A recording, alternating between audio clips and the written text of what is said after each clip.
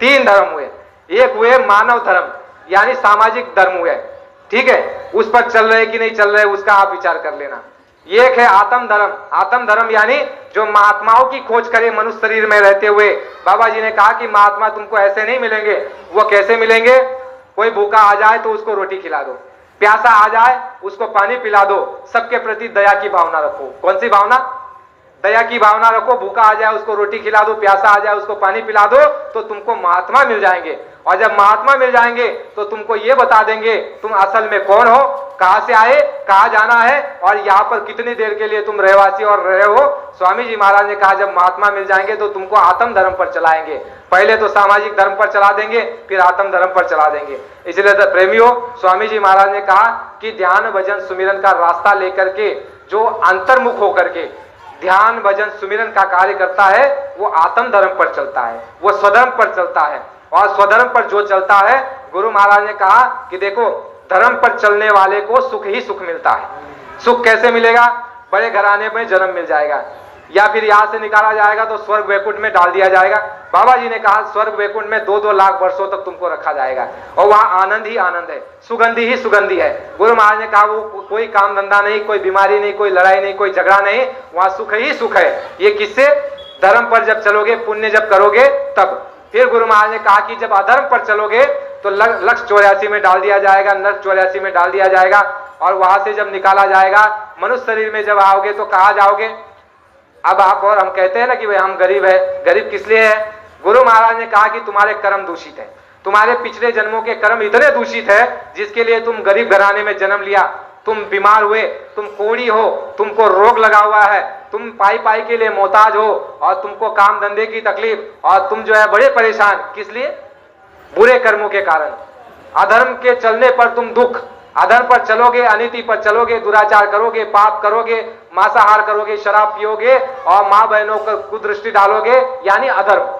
जितने भी कर्म जो है पाप में आते हैं, बाबा जी ने कहा चोरी करना पाप, झूठ बोलना पाप, मांस खाना पाप, शराब पीना पाप। बाबा जी ने कहा कि दुराचार करना पाप। बाबा जी ने कहा भ्रष्टाचार करना पाप, दूसरे का दिल दुखाना पाप, दूसरे के धर्म पर आघात करने का पाप। गुरु महाराज ने कहा दूसरे के अधिकारों को छीनने वाला पाप।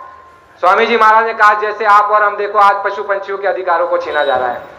स्वामी जी महाराज ने जो 2010 से लेकर के जो प्रचार चलाया जा रहा है, विचार करो प्रेमियों, विश्व के अंदर में इतिहास में आपको ऐसा कभी नहीं मिलेगा, ऐसा कभी नहीं मिलेगा। देखो 2010 से ये प्रेमी विचारे, ये देवता है, ये हमारे लिए देवता है। जितने भी प्रेमी शाकाहारी प्रचार में घूमते हैं, विचार करो आप तो उस पुराने इतिहास में जो खोज रहे हो, क्या खोज रहे हो कि देखो उस समय पर जो है सुखदेव और भगत सिंह राजगुरु देश के लिए जो फांसी चढ़ गए, वो त्याग था तो आप उनको याद कर रहे हो। लेकिन वर्तमान में क्या आप ये देख रहे हो, ये बेचारे ये सत्संगी शाकाहारी प्रचार में निकलते अपना काम धंधा को छोड़ करके, अपना डीजल पेट्रोल फूंक करके, अपना पैसा लगा करके, अपना समय दे करके गली मोहल्ले में जाते हैं। किस लिए जाते हैं?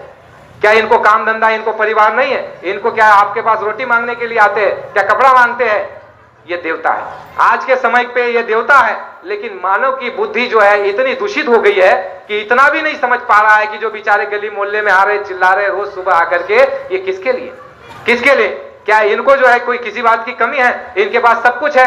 देखो शाकाहारी रैली में जो चलते हैं, कोई 4 व्हीलर वाला है, कोई लखपति है, कोई करोड़पति है, ये सब कुछ साधन संपन्न है, लेकिन क्यों आते हैं गली मोहल्ले में? ये आपके लिए, समाज के लिए, मानव के लिए कि भाई आने वाले तकलीफ से बचाने के लिए जो है इनको शाकाहारी बनाया जाए। हमारे गुरु महाराज का आदेश है इनको शाकाहारी बना दिया जाए। ऐ प्रेमियों, बहुत बड़ा काम होने जा रहा है। स्वामी जी महाराज ने यह कहा कि दूसरे के अधिकारों को यदि तुम छीनोगे तो तुम दुष्ट कहलाओगे, तुम पापी कहलाओगे, तुम अधर्मी कहलाओगे। आया ना आत्म धर्म, एक आया आत्म धर्म, एक आया सामाजिक धर्म और एक आया अधर्म। ये 3 प्रकार की क्रियाएं हम आप करते हैं। इसमें से कोई आदमी ऐसा नहीं जो इन क्रिया को किया नहीं होगा या कर नहीं रहा होगा। स्वामी जी महाराज ने कहा कि जो गुरु महाराज ने कहा कि पाप कौन सा है, बुरा काम कौन सा है, 2 ही शब्दों में गुरु महाराज ने समेट दिया। गुरु महाराज ने कहा बच्चा, जिस काम को करने में डर लगे, भय लगे, वो पाप है, वो बुरा काम है, उसको भूल से भी मत करना। जिस काम को करने से प्रसन्नता लगे, खुशी महसूस हो, वो काम पुण्य है, अच्छा है, उस काम को करना। अब देखो गुरु महाराज के महात्माओं के सत्संग सुनाना बड़ी प्रसन्नता हो रही है। ये ऐसा नशा है कि 100 बोतल पीने वाले का नशा कुछ नहीं, ऐसा नशा चढ़ता है। और ये प्रचार में चलने वाले देखो इनको भी नशा चढ़ता है। दिवाली में बेचारे ये निकले थे, ये सोमनाथ भाई, ये जिजाउरा भाई, ये कितने प्रेमी निकले थे, 5 दिन बेचारे प्रचार को निकले एकदम नशे के साथ, कोई कमजोरी कोई बीमारी नहीं, कोई जो है रुकना नहीं और थकना नहीं, और 1400 रुपया इन्होंने अपनी मेहनत और मशक्कत की कमाई वहां लगाई और प्रचार में 5 दिन घूमे। ये विचार करो, ये मेरे लिए देवता है, ये देवता है। आने वाले इतिहास के लिए इस समय में इनको राम की तरह पूजा जाएगा, इनको देवी देवताओं की तरह पूजा जाएगा। बाबा जी के काम को करने के लिए आगे बढ़ रहे हैं। स्वामी जी महाराज ने कहा यदि तुम दूसरे के अधिकारों को छीनोगे तो दुष्ट और अधर्मी कहलाओगे। दूसरे के अधिकारों को कैसे? बाबा जी ने यह कहा, बच्चा जिस प्रकृति ने तुमको बनाया है उसी प्रकृति ने पशु पंछी कीड़े मकोड़े गाय भैंस कुत्ता बैल बकरी मछली और सभी को बनाया। बनाया कि नहीं बनाया? आप कहोगे कि भाई हमने बकरी को बनाया, हमने मुर्गी को बनाया, तो आपने अगर बनाया तो आप मार सकते हो। आप अगर उस मरे हुए जानवर को अगर जिंदा कर सकते हो तो आप मार सकते हो। क्या कोई भी यहाँ पर ऐसा व्यक्ति है जो मरे हुए बकरे को, मरी हुई मुर्गी को, मरी हुई मछली को कोई जिंदा कर सकता है? बाबा जी ने कहा, महात्माओं ने कहा, यदि तुम मरे हुए जानवरों को, मारे हुए जानवरों को जिंदा नहीं कर सकते हो तो तुमको मारने का अधिकार किसने दिया? बाबा जी ने कहा बंगला मोटर गाड़ी बना सकते हो, 10 बार तोड़ो 10 बार बनाओ, कोई पाप लगने वाला, लेकिन जिसको तुम बना नहीं सकते हो, जिसको जिंदा नहीं कर सकते हो, उसको मारने का अधिकार तुमको किसने दिया? बाबा जी ने कहा रे जिसको सुख दुख दर्द पीड़ा का एहसास होता है, जिसके अंदर चेतनता है, जिसके अंदर सजीवता है, उस पशु पंछियों को तुम किसके सामने ले जाकर के मार रहे हो? मूर्ति के सामने। मूर्ति तो बेचारी बेजान है, उसमें कोई हलचल नहीं, उसमें कोई चेतना नहीं, लेकिन आप जो है जीते जागते बकरे को ले जाकर के उस मूर्ति के देवी के सामने ले जाते हो और उसको बलि देते हो और कहते हो कि ये मेरे देवता को चलता है, उसको प्रसाद चढ़ाया।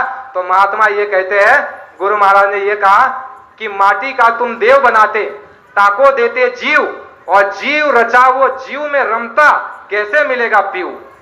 अरे भाई, माटी का तुमने देव बनाया, उसको देते जीव। माटी का देव किसने बनाया? तुमने बनाया। क्या भगवान आए बनाने के लिए? ये तुम ही खेल कर रहे हो, उसका इसमें कोई हस्तक्षेप नहीं। माटी का देव बनाते, ताको देते जीव, जो निर्जीव है माटी का देव, उसके सामने सजीव, जिसको दर्द हो रही है, पीड़ा हो रही है, तकलीफ हो रही है, जो सुख दुख का एहसास करता है, जो छटपटाता है बेचारा अपने प्राण बचाने के लिए, वो कमजोर है, वो लाचार है, वो बेबस है, वो असहाय है। महात्माओं ने कहा है जैसे राजा का धर्म होता है, जो राज धर्म बताया कि प्रजा को सुख देना, दुख मत देना, ये प्रजा तुम्हारी, इसको दुख देगा तो नरक का गामी। तो इसी तरह महात्माओं ने बनाया कि मनुष्य जो है ये राजा है, और पशु पंछी कीड़े मकोड़े गाय भैंस कुत्ता बैल बकरी, ये सभी पशु पंछी तुम्हारी प्रजा है। और तुम क्या कर रहे हो? अपनी जुबान के स्वाद के लिए। स्वामी जी महाराज ने कहा इस प्रजा को तुम तकलीफ दे रहे हो, कष्ट दे रहे हो। माटी का तुम देव बनाते, ताको देते जीव, और जीव रचा वो जीव में रमता, कैसे मिलेगा पीऊ? तुम कहते हो कि है भगवान दया कर दया कर, अरे तूने और हमने दया नहीं की तो वो भगवान हम पर दया करने वाला बिल्कुल दया नहीं करे। तुम यदि दयालु हो, रामायण में लिखा गया है कि मैं उसके लिए काल हूं जो दूसरे के अधिकारों को छीनता है, जो दुष्ट है, जो पापी है, जो दुराचारी है, जो हिंसा करता है, मैं उसके लिए काल हूं। लेकिन जो दया करता है, जो सेवा करता है, जो प्रेम करता है, जो सद्भावना से रहता है, जो सबके काम आता है, मैं उसके लिए दयाल हूं, मैं उसके लिए दयाल हूं।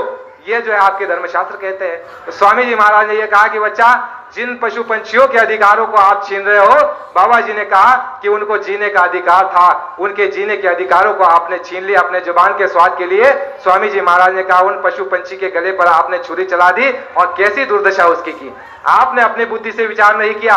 स्वामी जी महाराज ने कहा रे वो बेचारा अबोध और निरीह प्राणी, उसका क्या कसूर है, क्या अपराध है, क्या उसने गलती की, क्या चोरी की, क्या बेईमानी की, तुम्हारे घर में आकर के गाली दी, क्या चुगली की, क्या तुमको देरानी जेठानी को लड़ा दिया, क्या तुम्हारे घर में आकर के चावल खा गया, क्या तुम्हारे घर में आकर के चना खा गया? नहीं। क्या खाया बेचारे ने? आपने केला खाया, अच्छा अच्छा माल खा लिया और छिलका उसको डाल दिया। आपने फल खाए और पेड़ के पत्ते उसको खिलाए, उसमें वो बेचारा खुश रहा, उसमें वो खुश रहा, उसमें आनंदित रहा, क्योंकि उसने ये समझा कि यही मेरा धर्म है और मानव के लिए अच्छी चीज है और मेरे लिए ये पत्तियां है और मेरे लिए ये छिलके है। उसने तुम्हें किसी प्रकार का कष्ट और तकलीफ नहीं दी। लेकिन तुम और हम स्वार्थ में इतने अंधे हो चुके हैं कि वो प्रजा जो बेचारी जिनकी खिदमत करनी चाहिए थी, जिनकी सेवा करनी चाहिए थी, ना हो सके तो उनको तकलीफ नहीं देनी थी, लेकिन अपने जुबान के स्वाद के लिए आपने जो है उस बेचारे बकरे को जबरदस्ती उठा करके लाए और उसके गले पर छुरी चला दी। और देखो क्या दुर्दशा उसकी होती है। देखो चलो तो ये भारत भूमि वो भूमि है जहां पर जो है दूसरे के सत्य के लिए लोगों ने अपने शरीर का, प्राणों का बलिदान दे दिया। महात्माओं ने यह कहा कि देखो बकरी पाती खात है। बकरी क्या खाती है प्रेमियों, जरा दोहराना आप। अजय भाई कितना समय है, ये इस पर आप विचार करना। कोई जोर जबरदस्ती आपके गले में कोई चीज बांधी नहीं जाएगी, इस पर आप विचार करना। जो आत्मा आपके अंदर से गवाही दे उस पर आप चलना। गुरु महाराज ने यह कहा, बच्चा बकरी पाती खात है। विचार करो, ये विचार करने योग्य बात है। बकरी पाती खात है ताकि खींचे खाल। उसने क्या खाया, पत्तियां खाई। फिर आपने उसको क्या सजा दे दी, ताकि खींचे खाल। और जो नर बकरी खात है ताको कौन हवाल। अरे भाई, जो बकरी ने पत्ती खाई उसकी तो आपने खाल उधेड़ दी, और केवल खाल नहीं उधेड़ी, चौराहे पर टांग दिया। चौराहे पर टांग दिया और आपने उल्टा पानी डाला, उल्टा लटका दिया, और बोटी बोटी करके आपने जो है उसको घर ला करके अपने चूल्हे पर, जिस चूल्हे पर, जिस किचन में देवी का, देवता का, भगवान राम का, कृष्ण का, और वहां पर गणेश जी का, वहां सरस्वती देवी का, आपके इष्ट का, आपके ग्राम की देवता की तस्वीर है। क्या आपके घर में जितनी भी तस्वीरें हैं, क्या कोई ये कह सकता है ये जितनी भी तस्वीरें आपने लगाई है ये कोई मांसाहारी थे? भगवान राम शाकाहारी, भगवान कृष्ण शाकाहारी, हनुमान शाकाहारी, देवी और देवता शाकाहारी, गणेश शाकाहारी, आपके इष्ट शाकाहारी, आपके जो गोत्र जो हो चुका, जो वशिष्ठ मुनि रहे होंगे, चाहे भारद्वाज ऋषि रहे होंगे, जो भी आपके पूर्वज रहे, या जो भी आपके घर में तस्वीरें हैं, वो कभी मांसाहारी नहीं थे। उन्होंने जीवन में कभी मांस नहीं खाया। लेकिन देखो उसी घर में तस्वीर है देवी देवता की। आप कहते हो घर हमारा स्वर्ग है, ठीक है, आपका घर स्वर्ग है, और उसी घर में आप क्या लेकर के आए, मुर्दा लेकर के आए। मुर्दा लेकर के आया और उसी किचन में चूल्हे पर जो है आपने तेल मिर्चे मसाला लगाया और उसको ठड़ा के लगा करके खाया। तो स्वामी जी महाराज ने बड़ी समझदारी वाली बात आपसे पूछी है। गुरु महाराज ने कहा कि जब आपके घर में कोई आदमी, इंसान, स्त्री पुरुष मर जाता है, बूढ़ा नौजवान, तो आप उसको क्या घर में रखते हो? कोई रखता है? घर में कोई नहीं रखता। क्या कहता है, भाई ये मुर्दा हो गया। क्यों मुर्दा हो गया? इसके अंदर से जीव निकल के चला गया, इसके प्राण पखेरु उड़ गए, वो मुर्दा हो गया। ये हमारे अंदर नियम था कि मुर्दे को रखा नहीं जाता। आप गए शमशान घाट ले जा करके जो है उसको दफना दिया, जला दिया, आपने छुआ नहीं। वहां से लौट करके आए तो कितनी क्रियाएं की, देखो क्रियाएं समझो। जब शमशान घाट से लौट करके आने लग गए, उससे पहले देखो अभी भी नियम है, कुछ जगह यूपी में नियम है, हमारी बहन बताएंगी, मौर्य जी की धर्मपत्नी, पेड़ की जो पत्तियां है, नीम की पत्ती ऐसे तोड़ते थे और उस नीम की पत्ती को ऐसे मुंह में चबाते थे और क्या कहते थे, मरे हुए आदमी को कहते थे कि आज से तुम मेरे लिए कड़वा है। क्या है? कड़वा है, लौट करके मत आना। यही जिसने चोटी का पसीना एड़ी तक बहाया अपने बाल बच्चों के लिए, वही घर वाले क्या कहते हैं, मर गया ठीक है, तेरा हम सारी क्रियाएं करेंगे, लेकिन लौट करके भूत बन करके कौन कहता है? जिनके लिए रात दिन दौड़ रहे, अधर्म कर रहे, चोरी बेईमानी डकैती कर रहे, घुसखोरी कर रहे, भ्रष्टाचारी कर रहे, भाई को धोखा दे रहे, यही जब जलाकर दफना करके आएंगे, तो जब तुम चले आओगे इस संसार को छोड़ करके, ये नीम की पत्ती ऐसे चबाएंगे और कहेंगे कि आप दोबारा लौट करके मत आना। अगर आ गए तो क्या करेंगे, ओझा को बुलाएंगे, भगत को बुलाएंगे और अच्छा तावीज और कंडा बनाएंगे और घर को जो अच्छी तरह से बांधेंगे। क्यों बांधेंगे भाई? अरे ये तो आपका पिता था, ये पिता था, उसने आपके लिए मेहनत की, उसने चोरी करके आपको घर बना करके दिया, उसने अपने भाई का हिस्सा, तेरे चाचा का हिस्सा मार करके उसने तेरे लिए मकान बनाया, गाड़ी बंगला मोटर बनाया। अरे ऐसे बाप के लिए जो तेरे लिए इतना किया, क्या उसके लिए तू ऐसा करता है? ये संसार, महात्माओं ने कहा ये संसार, लेकिन हमारी बुद्धि मलिनता की ओर इतनी गिर चुकी है कि इतना भी हम समझ नहीं पा रहे हैं। ये जो समझ जाता है वह स्वधर्म पर चला जाता है। स्वधर्म का मतलब अपनी आत्मा का काम कर लो। संसार किसी के लिए ना रुका है ना कभी रुकेगा। बाबा जी ने कहा यह सब स्वार्थ के संगी है। गुरु महाराज ने कहा स्वार्थ पूरा होगा तो साथ छोड़ देंगे। यह कटु सत्य है। स्वार्थ जिसका तुमसे पूरा होगा वह साथ छोड़ देगा, और जिसका स्वार्थ नहीं पूरा होगा वो भी साथ छोड़ देगा। कोई है ऐसा संसार में बताने वाला कि भाई हमारा साथ जो है मरते दम और मरने के बाद भी दिया? अरे कोरोना में आपने देख लिया, बाप के पास लड़का नहीं गया, कहा कि उधर ही फूंक दो, क्यों भाई हम कोरोना में होकर के पॉजिटिव बने और हम भी उनके साथ मर जाए और चले जाए। अरे वो तुम्हारा बाप था, जाते। लड़के ने कह दिया कि कुछ नहीं, वही दफना दो। कितने लोगों को खड्डे खोद करके, जेसीपी से खड्डे खोद करके वही दफना दिया। बॉडी की शिनाख्त नहीं हुई कि मेरा बाप है कि कोई और है, पता ही नहीं चला कि भाई हाँ तुम्हारे बाप को दफना दिया, वो समाप्त कर दिया, ठीक है, बच्चों ने भी मान लिया और खुशी से रह रहे। ये संसार। तो स्वामी जी महाराज ने कहा कि मौत के बाद वह जो है नीम की पत्ती चबाते थे कि दोबारा लौट करके मत आना, और जब वहां से आते थे तो क्या करते थे? शुद्धि करते थे। शुद्धि देवी को कहते थे भाई जरा पानी गर्म करना। भाई क्यों? मेरा जैसा मूर्ख अगर पूछ ले भाई क्यों, तुमने तो मुर्दे को कंधा नहीं दिया, पानी क्यों, नहाते क्यों हो, कपड़ा क्यों बदलते हो? तो हमारे ये ज्ञानी पढ़े लिखे जो मांस खा रहे हैं ये क्या कहते हैं, मैं अशुद्ध हो गया। क्या हो गया? अशुद्ध। क्यों भाई? तुम तो पीछे चले, अर्थी के तुमने छुआ नहीं, अशुद्ध कैसे हो गए? बोले नहीं, ये नियम है, मुर्दे के साथ चलने से आदमी अशुद्ध हो जाता है। बिल्कुल सही नियम है, मुर्दे के साथ चलने से मनुष्य अशुद्ध हो जाता है और उसकी शुद्धि के बाद ही इंसान प्रवेश घर में करता है। तो स्वामी जी महाराज ने कहा तुमने मुर्दे को छुआ नहीं, अशुद्ध हो गए। अभी दूसरी तरफ तुम ही ज्ञानी विज्ञानी पढ़े लिखे डिग्री धारी और बड़ी बड़ी बात करने वाले, दूसरी तरफ वही जानवर जो मर गया या मार दिया गया वो क्या हो गया? जो मर गया या मार गया उसको क्या कहते हैं? मुर्दा कहते हैं ना। उसको क्या करता है? पैसा दे करके, भाई ये लो, और पैसा दे करके खरीद के कहाँ लाता है? घर में लाता है। और कहाँ पकाता है? चूल्हे पर। और कहाँ रखता है? ये पे। देह है पंडरी आत्मा हाँ विठल, कीर्तन में भी जा रहा है, मंजीरे भी बजवा रहा है। हाँ सही है, सब सही है, लेकिन इसी देह में पंढरपुर में क्या डाला है? मुर्दा। मुर्दा मिट्टी को डाल रहा है। ये कहाँ की बुद्धि? स्वामी जी महाराज ने कहा अरे भाई वो जानवर को क्या आपने देखा कि उसको कोई बीमारी थी, उसको कोई लाइलाज मर्ज था? गुरु महाराज ने कहा कि आज का आदमी जो इतना बीमार है, इतना पैसा खर्च हो रहा है, और ये एमडी डॉक्टर एमबीबीएस डॉक्टर भी इसको कह देते हैं कि घर पर ले जाओ, ये हमारे बस का मरीज नहीं है। अमेरिका ले जाओ, लंदन ले जाओ, दिल्ली ले जाओ, बंबई कलकत्ता ले जाओ, अहमदाबाद ले जाओ, डॉक्टर हाथ जोड़ने लग गए। इस पर आपने कभी विचार मंथन नहीं किया? बाबा जी ने वो बात सत्संग में बताई, अरे बच्चा यह जो दवा जो खोजी गई थी मनुष्य की बीमारी के ऊपर ये काम करती थी, लेकिन इंसान के अंदर में जो खून है वो मांस, वो जानवर जो बीमार था, वो बीमार जानवर का मांस खा लिया मनुष्य ने, तो जानवर की बीमारी कहां पर? मनुष्य के अंदर। जानवर की बीमारी मनुष्य के अंदर में, जानवर की बुद्धि कहां पर? तो बीबी को मारेगा नहीं तो क्या करेगा?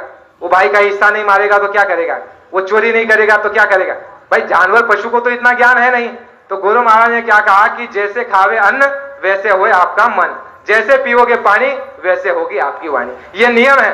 महात्मा तत्वदर्शी होते हैं, महात्मा जानते हैं। गुरु महाराज ने कहा कि मिर्ची को यदि तुम शक्कर का घोल बना करके अगर तुम उसको पानी दो तो मिर्ची अपना स्वाद नहीं छोड़ेगी।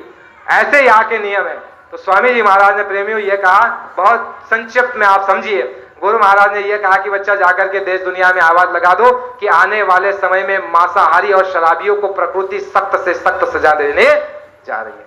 उस सजा से बाबा जी ने कहा कि तुमको संसार में और कोई नहीं बचा सकता, क्योंकि उसने निर्णय ले लिया है। उसने निर्णय कौन सा ले लिया? कि इस दुष्ट पापी मनुष्य को सजा देना है। गुरु महाराज ने कहा कि जब जब संतुलन मृत्युलोक का बिगड़ता है, पाप अधिक और पुण्य कम हो जाता है, तो ऊपर की पार्लियामेंट, ये दिल्ली की पार्लियामेंट नहीं, ऊपर की पार्लियामेंट में हलचल हो जाती है कि भाई क्या हो रहा है, यह मृत्युलोक का जो है संतुलन अगर बिगड़ गया तो जीवात्माओं की जो है दुर्गति हो जाएगी, और भारत का संतुलन यदि बिगड़ गया तो विश्व का संतुलन बिगड़ जाएगा, और सारे ब्रह्मांड की रचना का संतुलन बिगड़ जाएगा। क्योंकि पूरा जो पाया है ब्रह्मांड की रचना का, ये मृत्युलोक है, ये पाठशाला है। और यही पाठशाला अगर गंदी हो जाए, जैसे मान लो आपकी ये पाठशाला है, यहाँ पर जो है आपकी विद्यालय है, वह विद्यालय में मान लो बच्चे शराब पीने लग जाए, गुटखा खाने लग जाए, चोरी करने लग जाए, तो विचार करो आगे जाकर क्या बनेंगे? चोर बनेंगे, डकैत बनेंगे, समाज में वो सुखी से रहने देंगे किसी को? तो ये पाठशाला है मृत्युलोक। और जब यहाँ पर संतुलन बिगड़ता है, ऊपर में बैठे हुए पार्लियामेंट में जो देवी देवता है, वहां पर ये प्रस्ताव पास होता है। प्रस्ताव कौन सा? यदा यदा ही धर्मस्य ग्लानिर्भवति भारत अकृत्थान अधर्मस्य तदात्मानं सुजाम्य परित्राणाय साधुनाम विनाशाय च दुष्कृताम। किसका विनाश करता है वो? दुष्कृताम, दुष्कर्मी का, अधर्मी का। विनाशाय च दुष्कृताम धर्म संस्थापनार्थाय संभवामि युगे युगे। तो बाबा जी ने ये कहा, बच्चा अधर्म जो है अपनी चरम सीमा को लांघ गया। और ऐसे ही उस समय हुआ था भगवान राम के समय। बाबा जी ने कहा कि यदि तुम धर्म पर होते, कर्म पर होते, न्याय पर होते, सदाचार पर होते, सेवा करते, चरित्रवान होते, शाकाहारी होते, मानव की कदर करता, मानव में मानवता होती, आत्म धर्म पर चलते, अपनी नीति पर चलते, तो बाबा जी ने कहा भगवान राम को आने की आवश्यकता थी क्या? इस बात को भी हम नहीं समझते। बाबा जी ने कहा अगर तुम सत्यवादी होते, नेक होते, चरित्रवान होते, शाकाहारी होते, पुण्यात्मा होते, धर्मनिष्ठ होते, भगवान राम को यहां पर आने की कोई जरूरत नहीं थी। फिर बाबा जी ने कहा कि अगर तुम नीतिवान होते, सत्यवादी होते, प्रेम से रहते, आदर से रहते, सम्मान करते, सबके काम आते, तो भगवान कृष्ण को चक्र सुदर्शन पकड़ने की आवश्यकता नहीं थी प्रेमियों। लेकिन जब मानव अपने कर्म और धर्म से विहीन होकर के दुष्कर्म के रास्ते पर, अधर्म के रास्ते पर जब चलने लग जाता है, उस समय से ऊपर से पार्लियामेंट में प्रस्ताव पास होता है, ऊपर से अवतारी शक्तियां नीचे भेजी जाती है और वह जो है विनाश लीला करती है। लेकिन प्रेमियों, सौभाग्यशाली आप इसलिए वो शुरू में ही आपको बताया, क्योंकि जब जब विनाश लीला होने वाली होती है प्रकृति की ओर से, अवतारी शक्तियों की ओर से, तब तब उससे पहले महात्मा धरती पर आकर के जीवों को समझाते हैं, चेताते हैं, आगाह करते हैं। इतिहास उठाओ, आपको ये किसी ने नहीं पढ़ाया, ये बाबा जी ने हमको पढ़ाया है। बाबा जी ने ये कहा, भगवान राम के आने के पहले वशिष्ठ मुनि ने राक्षसों को, पिशाचरों को कहा कि रास्ते पर आ जाओ, धर्म पर आ जाओ, नीति पर आ जाओ, सदाचार पर आ जाओ, दूसरे के अधिकार को मत छीनो। यदि तुम नहीं मानोगे, विनाश के लिए ऊपर से शक्ति उतारी जाएगी, तुम्हारा भी इंतजाम होगा। लेकिन जिन लोगों ने मान लिया वो बच गए, जिन्होंने नहीं माना तो देखो विनाश हुआ कि नहीं हुआ। भगवान कृष्ण के समय में देखो, संदीपन गुरु ने जो बताया, महात्माओं ने उस समय पर भी बताया कि धर्म के रास्ते पर आ जाओ, जो मान गए वो उनकी रक्षा हो गई, जो नहीं माने उनका क्या हुआ, विनाश। विनाश धरती पर जो 18 दिन में, वहां पर कुरुक्षेत्र में जाओ तो मिट्टी लाल नजर आती, इतना लहूलुहान वहां पर हुआ। तो ये मृत्युलोक में आज भारत के समय में पूरे विश्व में ये होने वाला है। बाबा जी ने भविष्यवाणी कर दी, संकेत दे दिया कि बच्चा यदि तुमने मेरी बातों को नहीं माना तो वह तकलीफ आ रही है कि अगर मैं तुमको बता दूं तो बाबा जी ने कहा कि तुम्हारी रातों की नींद खराब हो जाएगी। वो तकलीफ, वो परेशानी, वो आफत, बाबा जी ने कहा कि ये महंगाई कुछ नहीं, ये टैक्स कुछ नहीं, ये बीमारी कुछ नहीं, ये लड़ाई कुछ नहीं, ये युद्ध कुछ नहीं, ये भूखमरी जो देख रहे हो ये कुछ नहीं। बाबा जी ने कहा ये आपस में मनमुटाव, ये आपस में जाति पंथ धर्म के झगड़े कुछ नहीं। बाबा जी ने कहा वो समय मैं देख रहा हूं, यदि तुमको बता दूं तो तुम्हारी रातों की नींद समाप्त हराम हो जाए। अरे बच्चा अच्छे रास्ते पर आ जाओ, नेक रास्ते पर अच्छा आ जाओ, अच्छे समाज का निर्माण करो तो तुमको उससे लाभ होगा और विनाश लीला होने से बच जाएगा और विनाश में की चपेट में तुम नहीं आओगे। तो स्वामी जी महाराज ने ये कहा कि यदि तुमने मेरी बात को मान लिया तो बाबा जी ने कहा केवल 4 आने तकलीफ आएगी और उसको बर्दाश्त करने की भी शक्ति वो मालिक देगा। लेकिन ये बच्चा तुमने अगर मेरी बात को नहीं माना तो 16 से 18 आने तकलीफ, यानी रुपया से 1.25 रुपया तकलीफ तुम्हारे ऊपर आने वाली है। कोई रास्ता नहीं, कोई विकल्प नहीं, कोई जरिया नहीं, जो कुछ रास्ता है गुरु महाराज ने कहा एक ही रास्ता है, धर्म पर आ जाओ, शाकाहारी बन जाओ, मांस शराब को त्याग दो, शुद्ध शाकाहारी रहो और धर्म कर्म न्याय नीति सदाचार प्रेम अहिंसा पर आ जाओ, एक दूसरे के काम आओ, अच्छे समाज का निर्माण करो, किसी सच्चे महात्माओं की शरण ले लो। इसके लिए क्या कहा गया है कि खूंटा, जब कबीर साहब कहते हैं कि चलती चक्की देखकर कहे कबीरा रोय, चलती चक्की देखकर दियो कबीरा रोय, 2 पाटन के बीच में साबुत बचाना कोई। बाबा जी ने कहा बच्चा वो समय मैं देख रहा हूं, काल और माया क्रोधित हो चुके हैं, तुम्हारा इष्ट देवता नाराज हो चुका है, 5 तत्व के देवता ये तुमसे दुखी हो चुके हैं और वो सजा देने के लिए वहां पर तैयार हो चुके हैं। लेकिन उनके सजा देने में और तुम्हें सजा मिलने में इन दोनों के बीच में कौन खड़ा है, महात्मा खड़े हैं। और महात्माओं ने उनको रोक करके रखा है कि है शंकर जी रुक जाइए, है भम भोले, है शिव जी, है भोलेनाथ रुक जाइए। शिव जी का काम क्या है, विनाश का। बाबा जी ने काशी में 1979 में 15 फरवरी से 25 फरवरी सन 1979 में काशी में बम भोले को प्रसन्न किया और बाबा जी ने कहा कि बम भोले आगे चल करके काम करेंगे, लेकिन बम भोले से मैंने वचन लिया है कि मुझे कुछ समय आप दीजिए, मैं इनको ज्ञान कराऊंगा, सत्य असत्य का, पाप पुण्य का, सही गलत का, मैं इनको धर्म नीति और न्याय नीति और सदाचार नीति, राजनीति, स्वधर्म और आत्मधर्म की शिक्षा दूंगा। जो बच जाएंगे, जो मेरी बात को मान लेंगे, उनको तो आप छोड़ देना, लेकिन जो नहीं मानेंगे आप जाने और वो जाने। स्वामी जी महाराज ने कहा कि बम भोले का तांडव मचने वाला है। बाबा जी ने कहा कि पत्ते पत्ते जुलूस उठेंगे विश्व युद्ध के झनकारों से, महानगर तक जल जाएंगे एटम बमों के अंगारों से, मानव की क्या पेश चलेगी, दानव तक घबराएगा और बड़ी बड़ी शक्तियां मिट्टी में मिल जाएगी। ऐसा बम भोले का तांडव होने वाला है। इसलिए प्रेमियों, बाबा जी ने जो है बहुत कुछ काम करके रखा है। आपको समय है, मौका है, आपके पास गोल्डन चांस और सुनहरा मौका है। दोबारा ये समय आने वाला नहीं है। बाबा जी ने कहा माफी का समय अभी है, माफी समय के अंतर में रह करके मांग लो तो माफी हो जाएगी, लेकिन जब समय से चूक जाओगे, समय निकल जाएगा, फिर माफी का कोई सवाल नहीं। और वो न्याय के तख्त पर बैठकर वो आदमी क्या करेगा, कोई कह नहीं सकता। गुरु महाराज ने कहा माफी का समय है, माफी मांग लो अपने गुनाहों की, लाख बार उस मालिक से माफी मांगो। गुरु महाराज ने 1986 में आसाम में, भारत के अंदर में दौरा निकाला था। उस समय पर मुसलमान भाइयों को भी कहा, क्या है मुसलमानों, खुदा तुम्हारी इबादत को कबूल नहीं कर रहा है, लाख बार आंसू को बहाओ उस खुदा के लिए और अपने गुनाहों की माफी मांगो, तब जाकर के कई खुदा भगवान अल्लाह तुमको माफ करेगा और तब जाकर के तुम्हारी इबादत कबूल होगी और तब जाकर के तुमको सुख शांति का रास्ता आएगा। इसी तरह बाबा जी ने हिंदुओं को, मुसलमान और सिखों को सबको बताया कि तुम्हारा भगवान नाराज है और तुम उसको खुश करने के लिए अपने गुनाहों की माफी संतों के चरणों में जाकर के मांगो। संतों का अधिकार है, वो माफ कर देंगे तो सब माफ कर देंगे। गुरु महाराज ने कहा सत्संग में, बच्चा हमको हुक्म है सबको बता दो, आए शरण उसे माफी करा दो। बाबा जी ने कहा माफी का डिपार्टमेंट संतों के पास, माफी मांग लीजिए अपने कर्मों की और अच्छे से आज से जो है दोबारा जो है ऐसा कर्म मत कीजिए। बाबा जी ने कहा कि चलती चक्की देखकर दिए कबीरा रोए, दो पाटन के बीच में साबुत बचाना कोई। काल माया की चक्की में जो आ जाएंगे वो सारे पीसे जाएंगे, आटा हो जाएगा महीन, लेकिन बचेगा कौन? फिर बाबा जी ने कहा कि कबीर साहब जो है थोड़े उदास हुए कि चलती चक्की देखकर दियो कबीरा रोए, दो पाटन के बीच में साबुत बचाना कोई। फिर कबीरदास जी जब देखते हैं तो और एक दुआ चौपाई का उच्चारण करते हैं, चक्की चले तो चलने दे तू काहे को रोए, और जो दाना खीले संग लगा रहे पीस सके ना कोई। समझ में आई प्रेमियों बात? चक्की चले तो चलने दे, तू क्यों रोता है? तू धर्म के साथ जुड़ा है, महात्माओं के साथ जुड़ा है, तू शाकाहारी है, तू चरित्रवान है, तू नीतिवान है, तूने अपने गुनाहों की माफी मांग ली है, तो तू खूंटे के साथ जुड़ा हुआ है। चक्की चले तो चलने दे, तू काहे को रो, तुम मत रोना। जो सच्चे रास्ते पर है बिल्कुल दुखी मत होना, बिल्कुल जो है किसी प्रकार की आप संकोच मत करना कि भाई हमारे पास गरीबी है, हमको जो है लोग महत्व नहीं देते। आज महत्व आपका नहीं होगा, वो समय आ रहा है अच्छे लोगों का। बाबा जी ने कहा अच्छे लोगों का समय आ रहा है, अच्छे लोगों की खोज की जाएगी। आज नहीं हो रही है। आज अगर गली में कोई अच्छा आदमी है तो उनको लोग टेढ़ी नजर से देखते हैं, क्योंकि बुद्धि भ्रष्ट है। लेकिन जब बुद्धि सुजान हो जाएगी, जब प्रकृति का तांडव देखोगे, जब कुछ कर्मों की सफाई कराई जाएगी, जब जो है वचन वाणियां सत्य हो जाएगी, जब आपको मालूम पड़ेगा कि ये क्यों इतना चीख चीख करके बताते थे अपनी रोटी अपना पैसा खर्च करके, तब आपको मालूम पड़ेगा सच्चे अच्छे आदमी की कद्र तब होगी, आज नहीं होगी। इसलिए प्रेमियों, अच्छे लोगों को डरने की जरूरत नहीं है। गुरु महाराज का आश्रय लेना चाहो लो, तुम्हें नौजवानों रुख बदलना है जमाने का, तुम्हारे सिर पर सेहरा है नए इतिहास को लाने का। वक्त गुजरता जा रहा नाजुक दौर से, उठो, तुम्हें काम सौंपा गया है आप जुल्मत मिटाने का। ऐ प्रेमियों, दो काम आपको करने हैं। कौन से काम?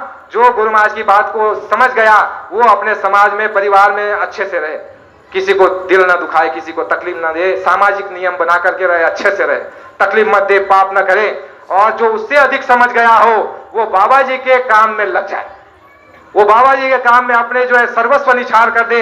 जैसे राजगुरु भगत और सुखदेव ने अपना जो है जीवन का बलिदान देश के लिए दे दिया, तो अमर हो गए कि नहीं हो गए? अमर हो गए, और उनकी जीवात्माओं का भी कल्याण हुआ। ये हमारा विश्वास है, ये बाबा जी ने बताया, ये उनका कल्याण हुआ। इसलिए प्रेमो, दो काम आपको करना है।